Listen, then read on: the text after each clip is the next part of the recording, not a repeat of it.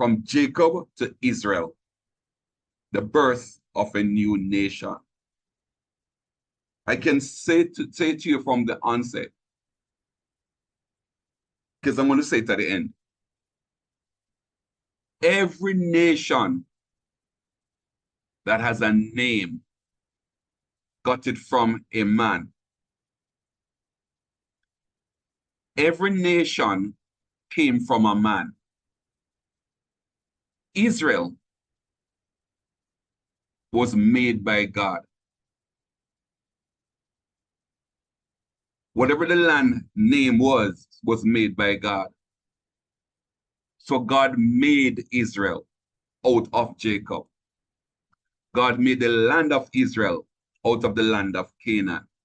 A new nation was born because of this guy by the name of Jacob. So from Jacob to Israel, the birth of a new nation. Let's review. We will remember that Esau wanted to kill Jacob, so Jacob fled to his uncle because his mother feared Esau would hurt Jacob. Jacob met God and made a covenant. You remember the covenant he made, right? At a place called Bethel. No, it was called Luz before.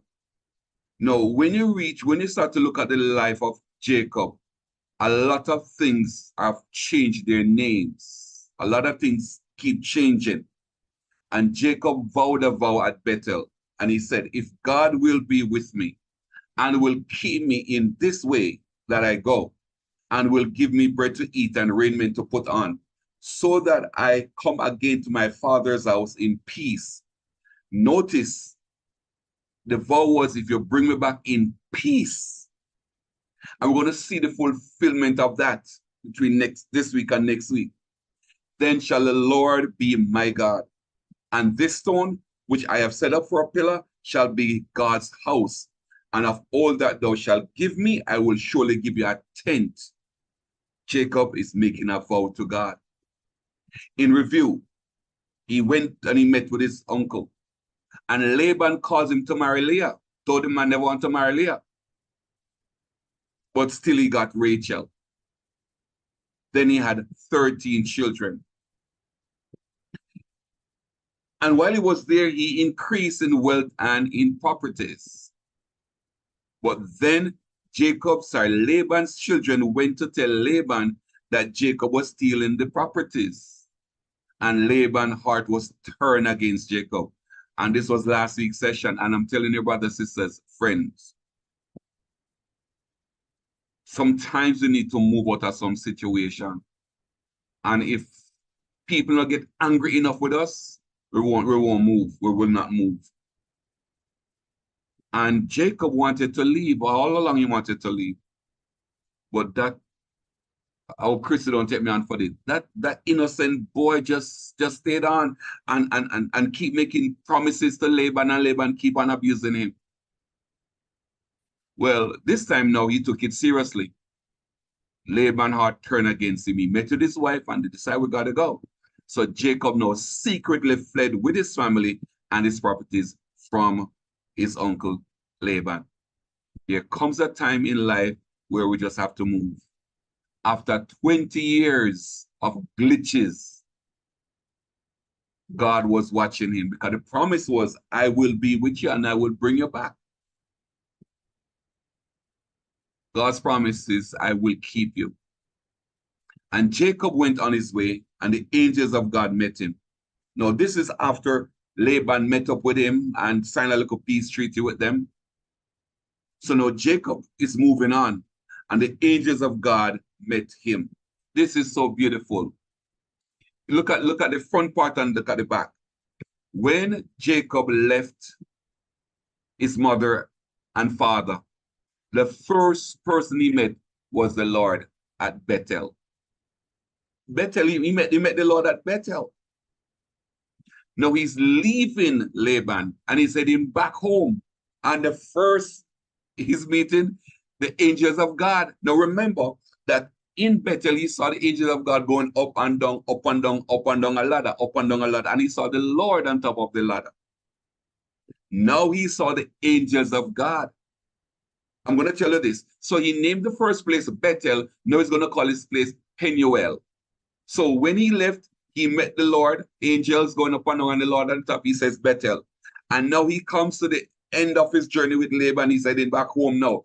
He has now met the angels. So the angel of God was just there with the guy, with all he's going through. And I'm telling us this. You see, honestly, don't believe that God is not there. In Auntie Rose prayer tonight, say even it seems as if things aren't going on, and when it seems as if God not doing anything, yeah, he's there. He's there. He's there. He met the man at the beginning of his relationship with Laban. For 20 years, God was there watching. And technically said nothing until it was time to leave, that he was the one who gave him the properties. And now Jacob is moving out now, going back to where he was coming from. The angel of the Lord met him. And when Jacob saw them, he said, this is God's host, like God's army. That's why the host is here. This is the army of God. And he called the name of that place Mahanaim. No, Peniel is coming up. Mahanaim. So now he is going back to meet with Esau, who threatened to kill him. And now who did he meet? He met the host of God, or the army of God. God just knows how to turn up. Even after 20 years, he knows how to show up. God was with him when Laban was unfair to him for 20 years. The angels of God was still there. God kept him, but did not insulate him against Laban. And you know, this is our phrase, you know, it's one of our motto, real things happen to real people in a real world. God did not turn up and protect Jacob from Laban. God was there seeing all of that they go on. And sometimes you wonder, so why me, God? People, please, why not? And don't believe that God is doing this because he wants to have a testimony. No, but because it happens, we have a testimony.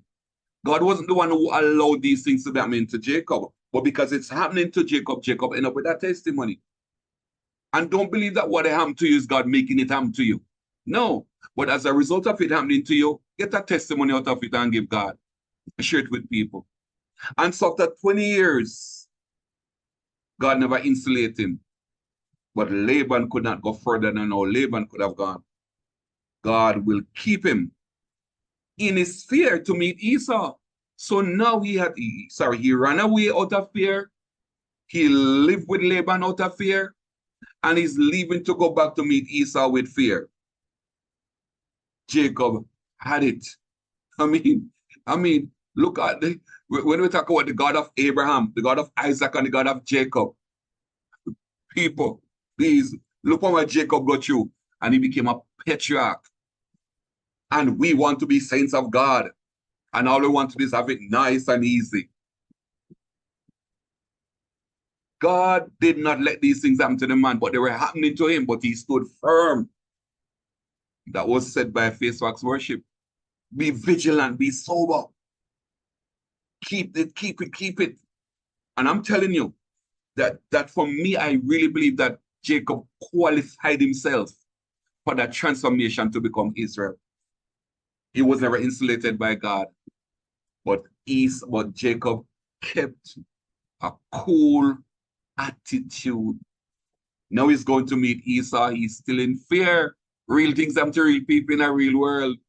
We have to face the facts and forget fiction. We are human beings. We're going to fear. So even when God tells us, say, I am going to be with you and I'm going to bring you back. When fear comes, it's a different story. And Jacob sent messengers before him to Esau, his brother, unto the land of Seir, the country of Edom. I'm highlighting this to say that Esau is no more in Canaan. He's now living in the mountains. And this place now called Edom. So out of Esau came Edom, and out of Edom we're going to have Herod later on wanting to kill Jesus. Right?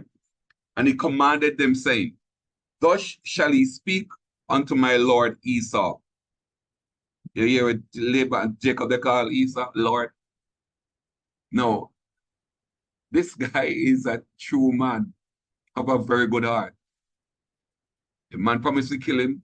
He's going back in fear, and he said, tell my Lord such and such. thy servant Jacob. Now, Jacob is going to rule Esau according to the prophecy. And look how humble Jacob is. He called Esau his Lord and lords himself to be Esau's servant. I have sojourned with Laban and stayed there until now. No, this is one thing I don't understand with Jacob. Why you need to tell Esau, so you were with Laban all these years and you were staying with him until now? I mean, the guy is just so super cool, right? Then he sent to tell him, I have oxen and I've got asses, I've got flocks, I've got men servants, I've got woman servants, and I've sent to tell my Lord that I might find grace in thy sight. In other words, I have things to give you. He's making a peace treaty, right? He's a peacemaker. And the messengers returned to Jacob saying, no, that's after he tell him, send go tell Jacob, Esau, why you forgive me now? So the men returned and said, we came to thy brother Esau, and also he come to meet you.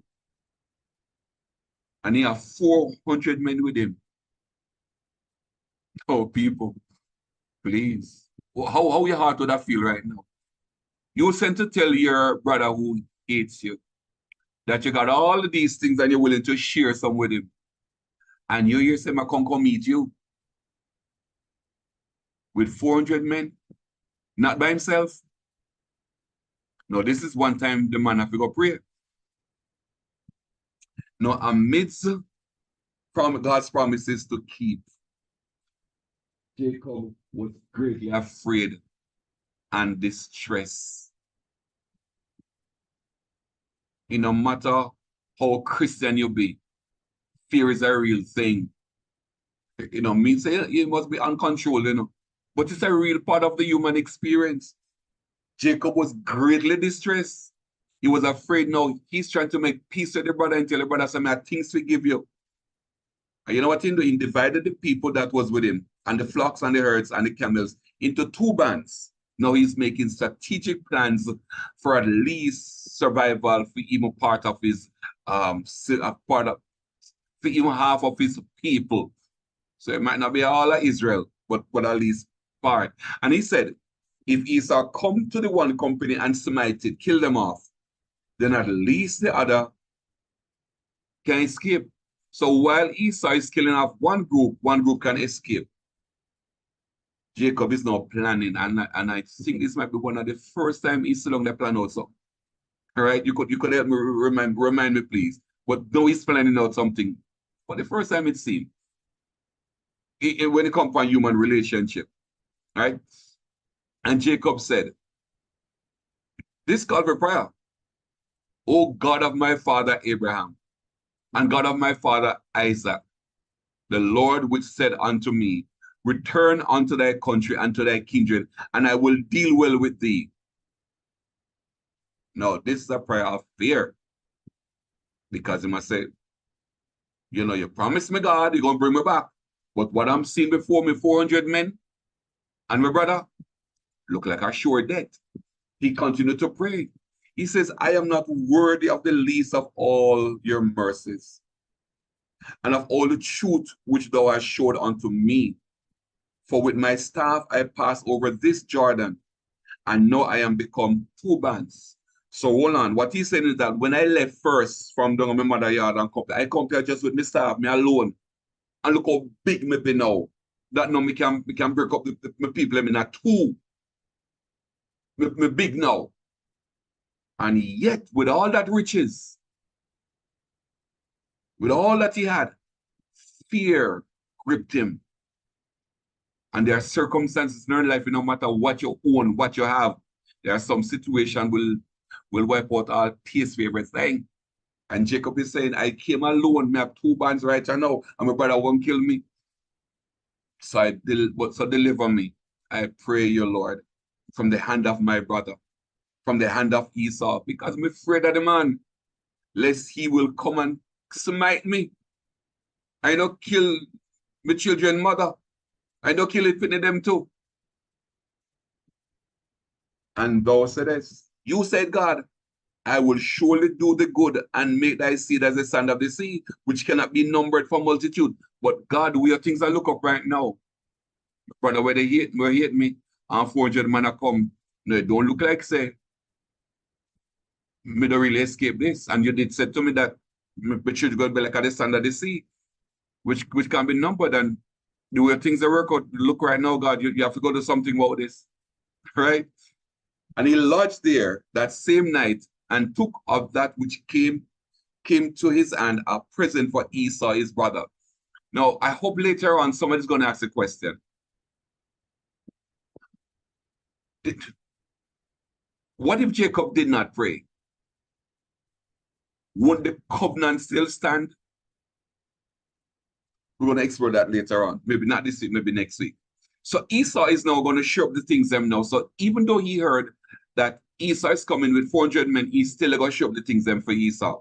So he took 200 she-goats, 20 he-goats, 200 ewes, and 20 rams, 30 milk camels with their colts, 40 kine, and 10 bulls, 20 she-asses, and 10 fowls. And he delivered them into the hand of his servants, every drove by themselves.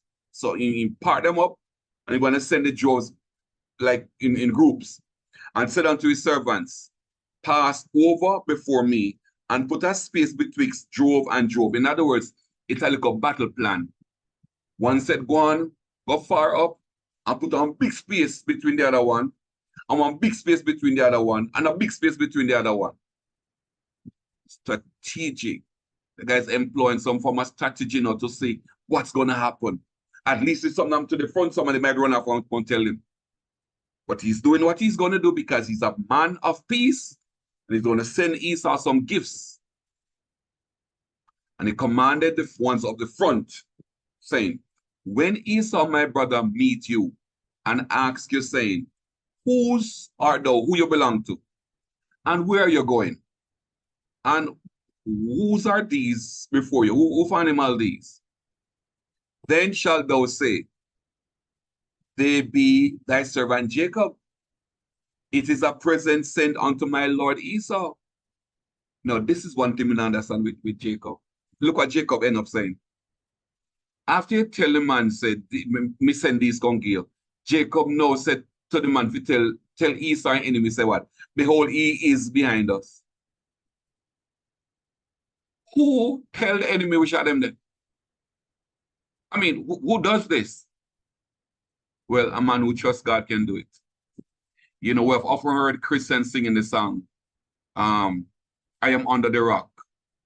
Rock is higher than I. Go tell my enemy I'm under the rock.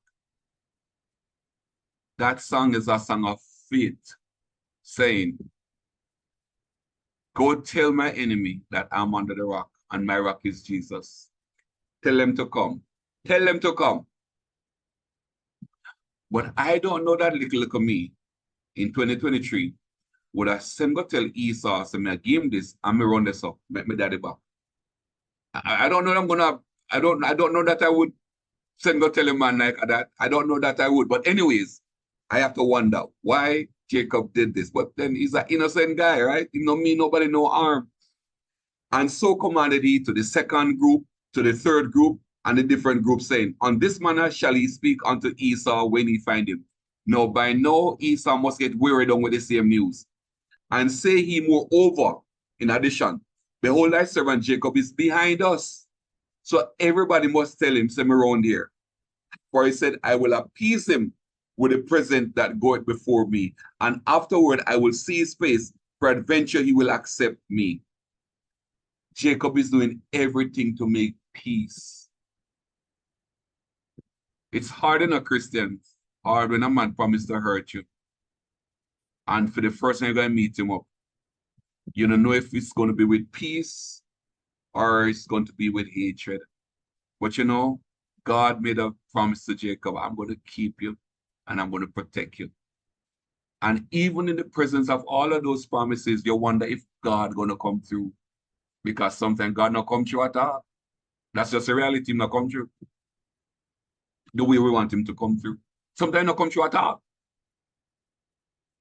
Not that we doubt God, but we do know that God don't come through all the time. I mean, that's just a fact. And Jacob is making a big step. because he's going back home. Regardless of what this man prayed, he could have really go back and live and he could have go anywhere he want to go, but he said, I go back and father yard. So he's telling Esau, I am coming, I'm coming, I'm coming. Everybody's going to tell you that I'm coming, and I'm coming. So when the present over before him and himself lodged that night in the company. Now I believe that he lodged in the group of people that's left back. I don't know if it's sort of, a matter of protection, but he dwelt that night in the company.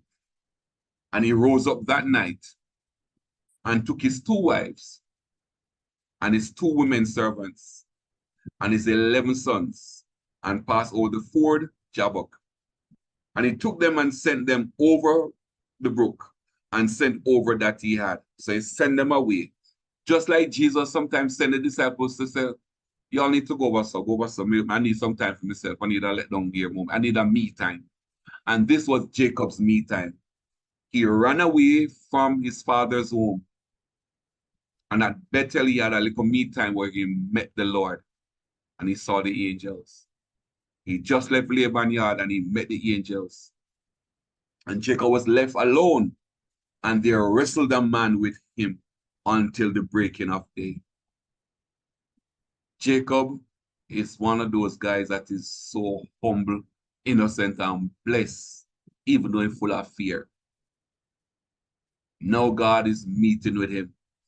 And when he saw that he prevailed not against him, the angel, he touched the hollow of his thigh, and the hollow of Jacob's thigh was out of joint as he wrestled with him. I hope I remember to say to you that just as how God would create the first man, he's making a nation for himself, and he's touching Jacob physically because he's going to make out of him a new people. And he says he's going to dislodge his joint. And he said, let me go, for the day breaketh. And he said, I will not let you go except you bless me. This is Jacob saying this. I'm not going to let you go till you bless me. And I think the blessing here means assure me, assure me, assure me. And he said, what is thy name? And Jacob said, Jacob. This would be the last time Jacob technically used the name that he named Jacob. What is your name? This is where the new nation would begin. Every other nation began from, let's say, one man named Cain. We got Canaanites. Ham, we got the Hamitic stock.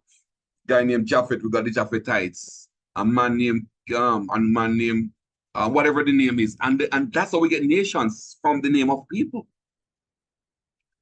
For this case, nobody named Israel before, or nobody never named Is or Israel. No. God is creating for himself a new people, a new name, not made by man, did not come from man. So he's going to, as it were, in my perspective, he's going to dislocate Jacob's joint and make this man a new man. And it's going to give him a new name for these people. And so the Israelites were called Israelites, not Jacobites.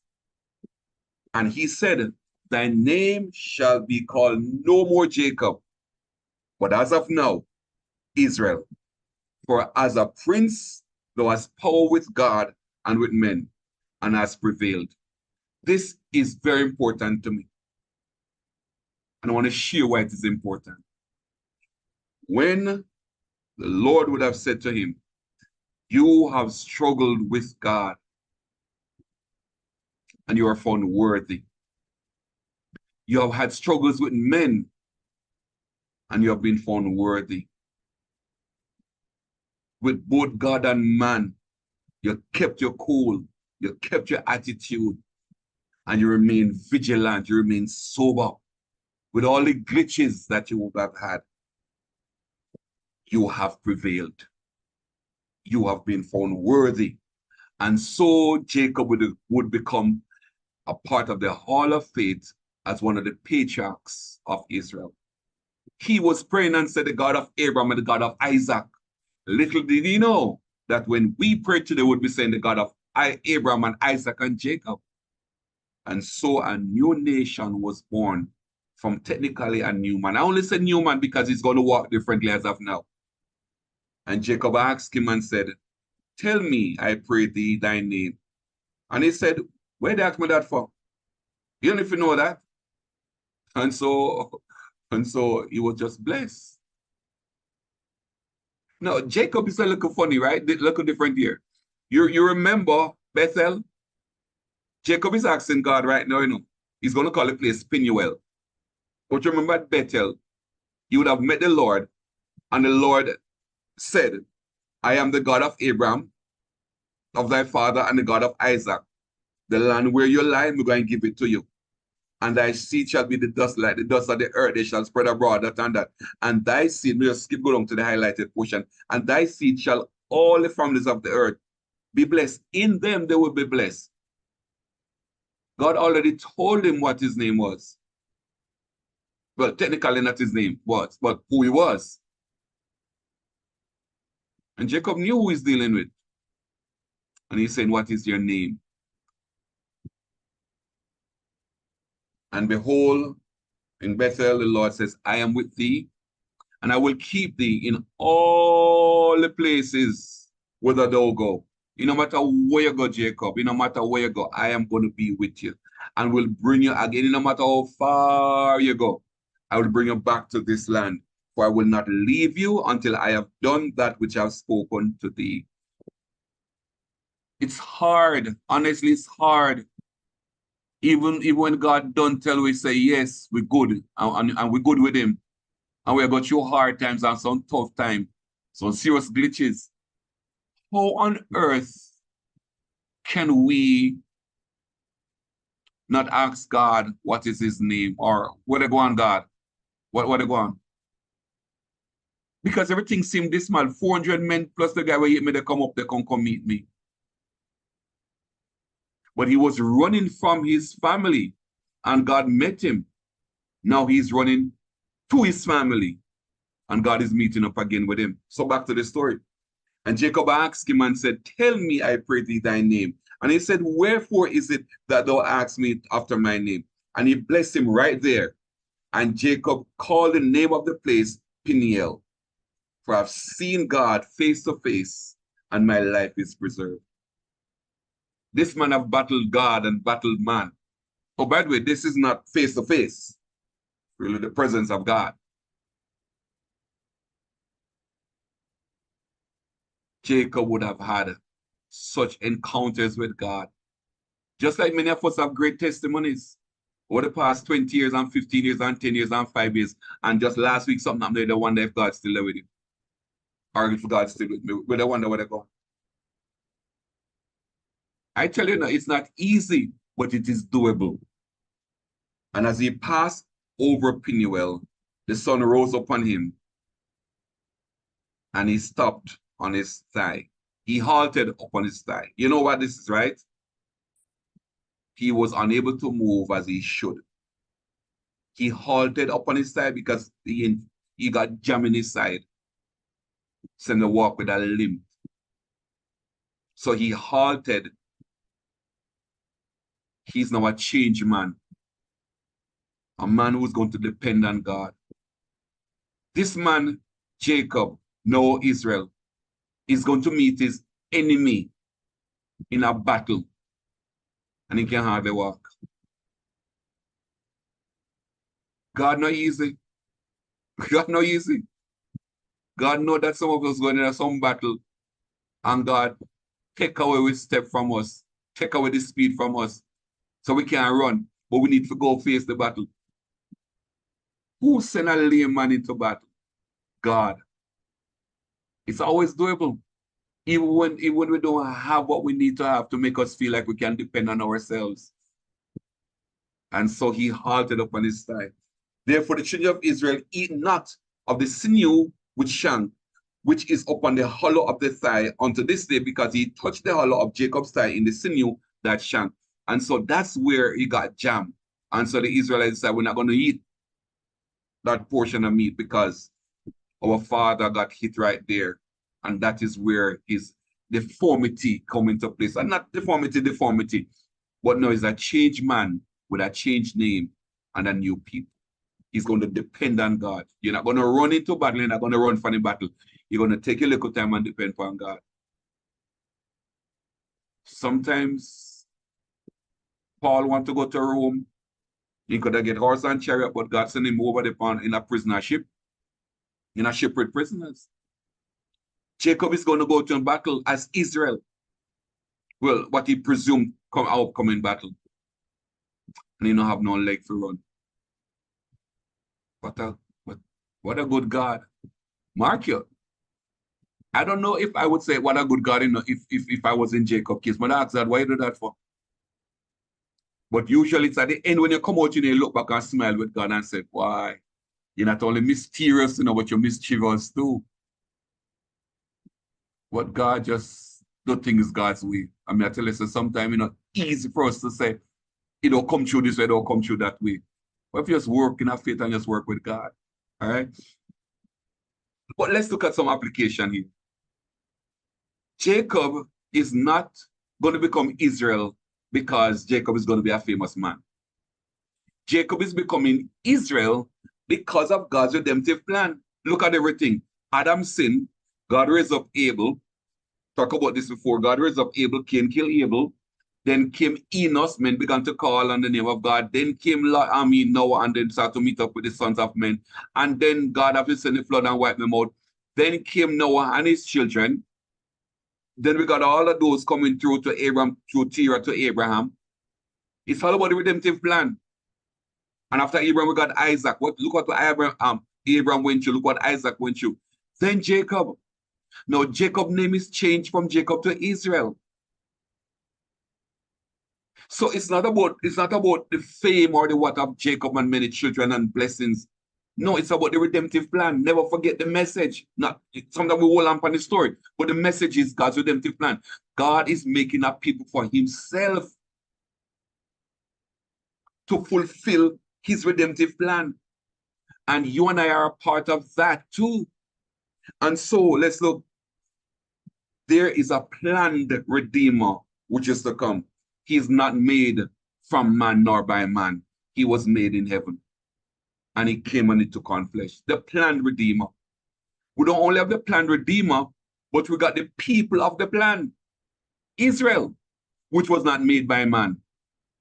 God gave this new man this name. Nobody, it's not like Israel came from a father on earth. No, Israel came from straight up from heaven. So the Redeemer came from heaven and the name came from heaven. So we got the plan and we got the people. And then we got the place for the plan. The place called Israel. So before Jacob, Noah was called Israel. And where God jammed him in his side, and not Israel there so yet. And when he go there and live there, it became Israel. So we got the planned redemption. We got the people through which the Redeemer will come. And we got the place now. And none of these were made by man. They were all heavenly made. And if God is going to use us, brothers, sisters, friends, people, sometimes we can't really go the way how we want to go. Jacket and tie, nice hairstyle and hat and all of that. You know, you might have all of that, but your shoes will break off. But that's how God wants us to go there. Or these things happen and God uses us just as we are. And so the story is all going on, but the message is the Redeemer must come. And God is making a people through which the Redeemer will come. And so God carved out a part of the world. I call it God's real estate. A little place. Forget, don't observe the map as you know, as what is being highlighted here, just that I bring this up from Google. All I want to bring from you is that there's a Redeemer, there's a people, and there's a place. And this little spot in the world, almost the smallest place, God took that little part for himself. This is the only place in the world where the dead was ever raised that we know. We have never read nowhere else in this world where dead people get raised. So many of them. The only one place on this planet Earth, right here, so the place where the Redeemer would come. Not only that, it's the only place we know about where blind people receive sight and many more things happen. It's the only place where water turned to wine. It's the only place we know about where unclean spirits were cast out of mankind. It's the only place where man walk on water. It's the only place where the deaf receive their hearing. You ever hear about no axe they float nowhere else? No, right here, Salo. Girl, Judas end up right here, and the only place that the devil possessed Judas. And it's the only place Redeemer was born, and it's where he died. And when the Antichrist comes, that's where he's going to live. Because this is God's portal. Remember what Jacob said, that he dreamt that he saw a ladder right here in this spot, right here. And the angels were going up and down. It's like a heavenly portal, that this is where God is connecting with the whole earth. The rest of the world is saying about this place, and this people will belong to him. And this is where the false prophet is going to come and call on fire from heaven. And it's going to be the final place between good and evil. And this is where God is going to send on fire from heaven and decimate the devil. Finally. This Israel is God's earthly signpost. So for us as a people, when you look to Israel, don't look at the people, look at the land called Israel. It's a place of the birth of the Messiah. It's where God's wrath is going to be poured out. It's where the tribulation is going to be starting from. It's where it is what we call the trembling cup. That's where the seven king is going to have their headquarters. And that's where the final judgment is going to technically happen. That's where the last battle is going to happen. And then after that, the judgment. So Jacob, name was changed to Israel because God is making for himself a people, because there's a plan for the redemption, plan for the Redeemer. And there's a people through which that will come. But the people cannot be from man. The people are going to be from God. So God created a name and recreated a man called Jacob and called him Israel. So Jacob have two good legs. Israel only have one good leg. God recreated that man. And then God said, this place is my place. It's God's real estate on earth. It belongs to God. Not to the Israelite, but it belongs to God.